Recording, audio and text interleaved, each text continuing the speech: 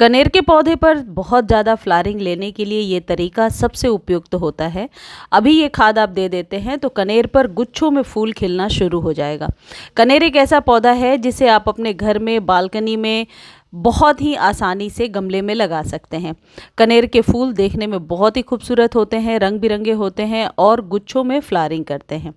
और कनेर एक ऐसा पौधा है जिसे ज़्यादा केयर की भी ज़रूरत नहीं पड़ती और इस पौधे को आप जैसी मर्जी वैसी मिट्टी में लगा सकते हैं। वैसे तो कनेर की बहुत सारी वैरायटीज़ आती हैं, लेकिन ये डॉफ वैरायटी है जो छोटे गमले में 8 इंच में बहुत अच्छे से परफॉर्म करता है। और एक लंबी वाली भी वैरायटी होती है, लॉन्ग वाली, जो रोड साइड में अक्सर आपको लगी हुई। सबसे पहले सॉइल मीडिया की बात करते हैं। जैसे ये देखिए, मिट्टी थोड़ी सी मॉइस्ट है। यदि आप इस तरीके की भुरभुरी मिट्टी रखेंगे तो फ्लावरिंग लेने में बहुत ही दिक्कत होगी। मिट्टी का मॉइस्ट होना बहुत ज़रूरी है। ये पहला आप समझ सकते हैं रूल है किसी भी पौधे पर ज़्यादा फ्लावरिंग लेने के लिए। जैसे देखिए, इसमें कलियां तो बन रही हैं, लेकिन इसमें पानी की कमी होगी तो ये कलियां सूख भी जाएंगी। ओवर वाटर होगा तब भी कलियां ये झड़ जाएंगी। तो इस बात का विशेष ध्यान रखना होता है कि जब पौधा फ्लावरिंग के स्टेज पर है तो मिट्टी में मॉइस्चर है, जैसे इस मिट्टी में आपको दिख रहा है। अब दूसरी चीज़ ये है कि कनेर का पौधा यदि आपके पास पहले से है तो आप इसकी कटिंग कर सकते हैं, यदि अभी तक आपने नहीं किया। देखिए, मैंने कटिंग किया है और उसके बाद से इस पौधे की न्यू ग्रोथ शुरू हो गई है। कटिंग करने से आप फ्रेश तरीके से, नए तरीके से बहुत सारी फ्लावरिंग ले पाएंगे और करीब करीब हर एक स्टेम पर इसकी ब्रांच आ रही है। तो आप अभी तक यदि आपने कटिंग या प्रूनिंग नहीं किया है तो एक शेप दे सकते हैं, कटिंग प्रूनिंग कर सकते हैं। और यदि न्यू पौधा आप लेकर के आते हैं और गमले में लगा रहे हैं तो वेल ड्रेन सॉइल बनाइए। यदि आप चाहें, आपके पास जगह है, तो ज़मीन में भी इस पौधे को बहुत आसानी से लगाया जा सकता है। देखिए, जहाँ जहाँ से कटिंग किया है मैंने, वहाँ से न्यू ब्रांच आई है और न्यू ब्रांच पर ही फ्लावरिंग हो रही है। यदि आप वेल ड्रेन सॉइल बनाना चाहते हैं तो 50% गार्डन सॉइल में 30% आप सैंड मिला लीजिए और 20% कंपोस्ट मिला लीजिए। किसी भी प्रकार के कंपोस्ट को मिला सकते हैं, किचन वेस्ट वाली खाद हो या ऐसा कोई भी खाद हो।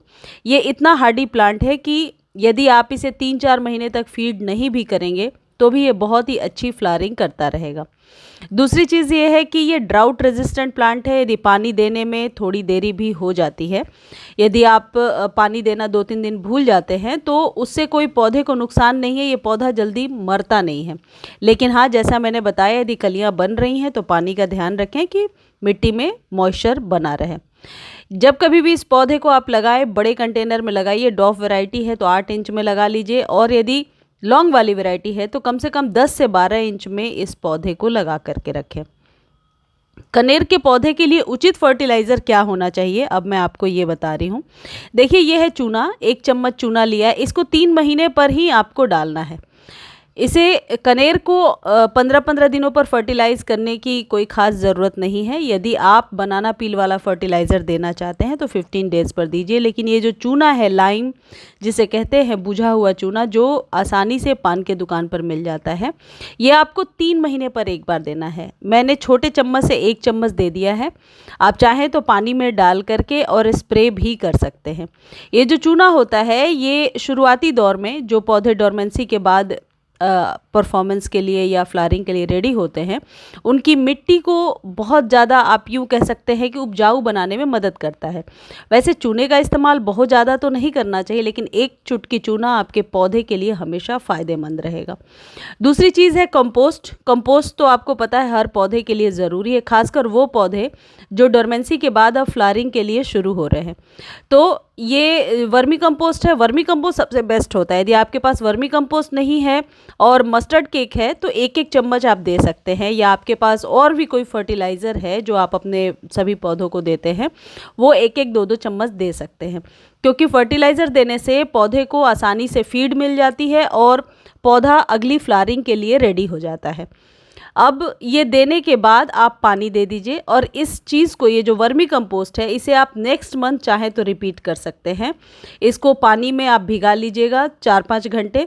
पानी अपने अनुसार 1 या 2 लीटर ले सकते हैं और फिर उस पानी को यूज़ करेंगे, क्योंकि जैसे जैसे गर्मियाँ बढ़ेंगी पौधे को तरल खाद यानी लिक्विड फर्टिलाइज़र की ज़रूरत पड़ेगी।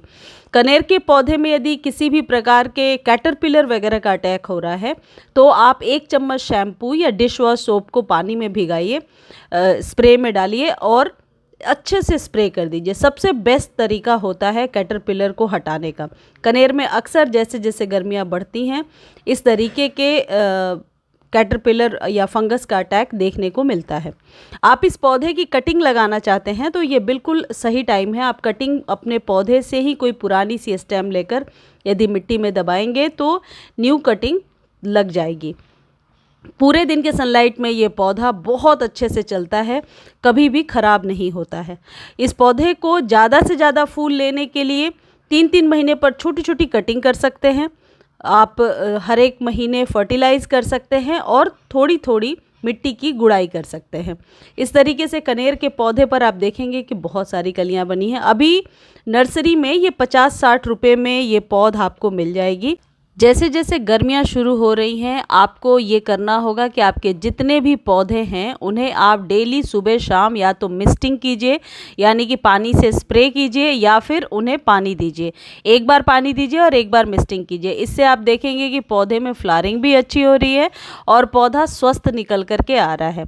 कनेर वैसे तो हार्डी प्लांट है, लेकिन जब फ्लावरिंग के स्टेज पर होगा तो आप इसे मिस्टिंग के द्वारा भी इसके पत्तों को क्लीन रख सकते हैं। मेरा जो दूसरा चैनल है प्रियाज बालकनी गार्डन, उस पर जाकर आप देख सकते हैं कि मार्च अप्रैल में किस पौधे की कटिंग लगा सकते हैं और किस पौधे की केयर कैसे कर सकते हैं। लिंक डिस्क्रिप्शन में दिया हुआ है, जो आपको काफ़ी हेल्प करेगा ये जानने में कि मार्च में या किसी भी मौसम में कौन से पौधे को हम नर्सरी से खरीद सकते हैं। धन्यवाद।